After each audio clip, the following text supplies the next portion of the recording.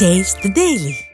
அரசியல் காழ்ப்புணர்ச்சி காரணமாக கடலூர் மாவட்டம் பண்ருட்டி அதிமுக முன்னாள் சட்டமன்ற உறுப்பினரும் கழக மாநில மகளிர் அணி துணைச் செயலாளருமான சத்யா பன்னீர்செல்வம் இல்லத்தில் லஞ்ச ஒழிப்புத்துறையினர் சோதனையில் ஈடுபட்டிருக்கிறார்கள்.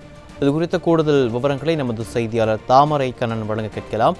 வணக்கம் தாமரை கண்ணன், இது தொடர்பான முழுமையான விவரங்கள் என்ன பதிவு பண்ணலாம்? அருண் வணக்கம். பண்ருட்டியில் அதிமுக முன்னாள் எம்எல்ஏ சத்யா பன்னீர்செல்வம் வீட்டில் லஞ்ச ஒழிப்புத்துறை அதிகாரிகள் தற்போது சோதனையில் ஈடுபட்டு வருகின்றனர். கடலூர் மாவட்டம் பண்ருட்டி சட்டமன்ற தொகுதி முன்னாள் அதிமுக எம்எல்ஏவும் மாநில மகளிர் அணி துணை செயலாளருமாக சத்யா பன்னீர்செல்வம் அவர்கள் பணியாற்றி வருகிறார்.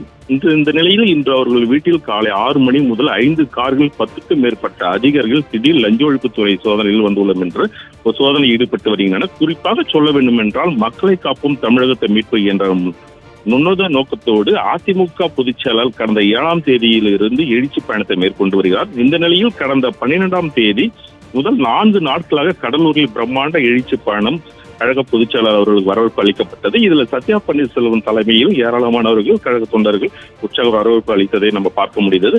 மக்கள் மத்தியில் திமுக ஆட்சியின் அவலத்தையும் உண்மை முகத்தை வெளிப்படுத்தி உரையாற்றிய கழக பொதுச் செயலாளரில் சத்யா பன்னீர்செல்வம் தலைமையில் தற்பொழுது அங்க பகுதியில் பிரமாண்ட வரவேற்பு அளித்தது என்ற ஒரு காரணத்துக்காகவே இந்த நிலையில் முன்னாள் எம்எல்ஏ சத்யா பன்னீர்செல்வம் வீட்டில் இன்று காலை முதல் லஞ்ச ஒழிப்புத்துறை அதிகாரிகள் திடீர் சோதனையில் ஈடுபட்டு வருவது சம்பவம் பரபரப்பை ஏற்படுத்தி உள்ளது. மேலும் அரசியல் காழ்ப்புணர்ச்சி காரணமாக இந்த சோதனையில் ஈடுபட்டு வருவதாகவும் அப்பகுதியில் கழக நிர்வாகிகளிடையே பேசப்பட்டு வருகிறது. வருமானத்துக்கு அதிகமாக சொத்து சேர்த்ததாக கூறப்படுவதாக இந்த அதிகாரிகள் கூறுகின்றனர். இருந்தாலும் அதிமுக பொதுச் செயலாளர் எடப்பாடி கே பழனிசாமி அவர்கள் வந்து சென்ற நிலையில் தற்பொழுது இந்த சோதனையில் ஈடுபட்டு இருப்பது அரசியல் காழ்ப்புணர்ச்சியை வெளிப்படுத்துவதாக கழக நிர்வாகிகள் பொதுமக்களிடையே கூறப்படுகிறது. அருண்.